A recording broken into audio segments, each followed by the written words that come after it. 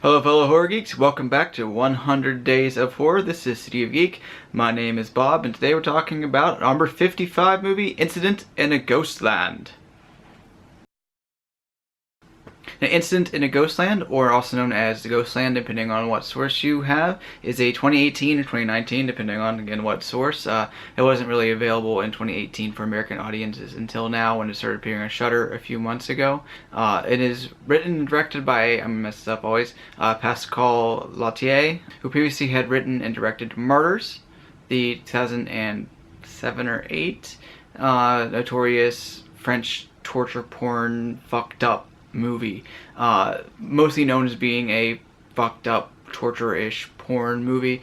Not a porn movie at all, torture porn movie, because it's definitely, if you get off on Martyrs, you are fucked up. You are one sick puppy. You probably need to watch yourself. Martyrs is an interesting film in which I've seen it about 3 or 4 times, and I saw the American remake once. But every time I watch it, I'm appropriately shocked and taken in and thinking, oh, this is fucked up. Not because I like my fucked up movies. My upcoming movies is known to be one of the more fucked up movies to come out recently. Around the same time, actually, but it's finally released last year. Pugasti Tapes. That review should be in a few days. But the weird thing about Martyrs is, as many times as I've watched it, I can't tell you what happens in it. I watch it and it slides out of my brain as soon as it is over.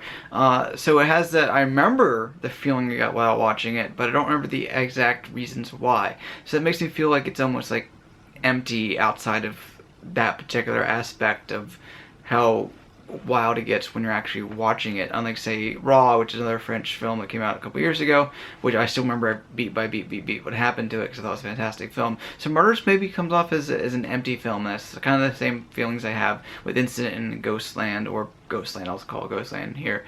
It's ultimately an empty film that I don't really feel a lot for, but I enjoyed it as best I could for a torture porn as I'm watching it, because it's just kind of following the same beats as Martyrs, in which we are finding 2 women who are having issues in their lives based upon a really traumatic thing that happened to them earlier on. That particular incident is the first act in the movie, and it's the best part of the movie, in which a mom and her 2 teenage daughters move into a recently deceased aunt's house, which is besieged by a killer known as the Fat Man and a killer known as the Candy Truck Woman, who had followed into the house, now bust in and torture and fuck with them until they fight back and end this. This first bit of the movie, I didn't really know the plot, so I thought this could have been the entire film, and I thought it was incredibly well done. It was tense, it was shocking. I love the twists and turns as we go through it a little bit. It could have been some short film on the end, and when this actually section ends, with their defeat of the people that approached them, and now we jump to the future, I guess, as they had cell phones in the opening section, finding the girls as adults. I was actually kind of a shock. It's like, oh, we're reaching that end of this. Okay, so this isn't the whole movie.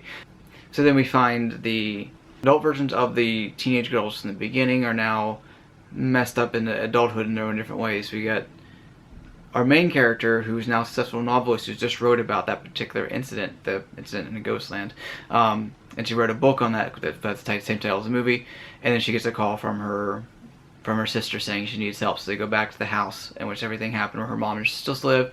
Her mom is, getting over everything that happened 16 years before, still trying to do what she can. But the daughter said, the other daughter, Vera, eventually stopped developing at this point and is stuck in the motion of that night.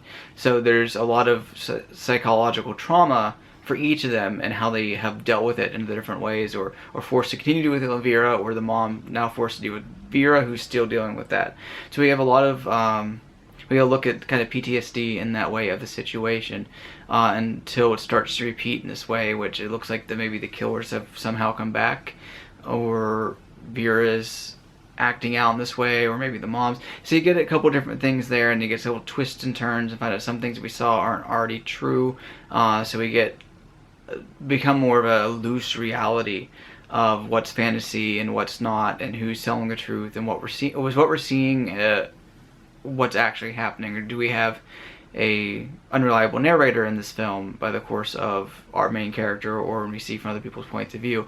And I did appreciate that, but also it didn't seem like it was completely well thought through, leaning a lot on torturing. Like, we have those moments, but then we have this long sequences in which people are put into troublesome situations where they see a butt ton of pain without any real follow through. So it almost feels like it kind of leans into that and descends to that level, in which, I don't know, it's just to feel, and maybe you kind of feel conflicted, because it feels to feel like they're supposed to feel all the responses again, but also it also feels like we're gleefully looking at it, which of course, in a serious movie, that's not something we want to be kind of true feeling for, and of course it's taken away by wondering what's actually happening in the situation.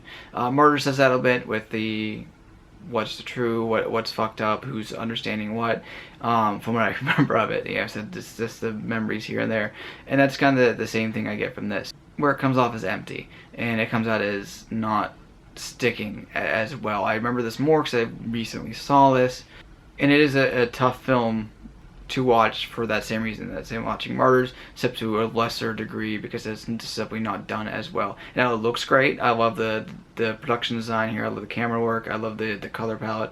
It has a solid look to it, and I really like that, and it really sets that tone very well. I like so the makeup effects are really well done, for the actual gore and for the way other people are relating.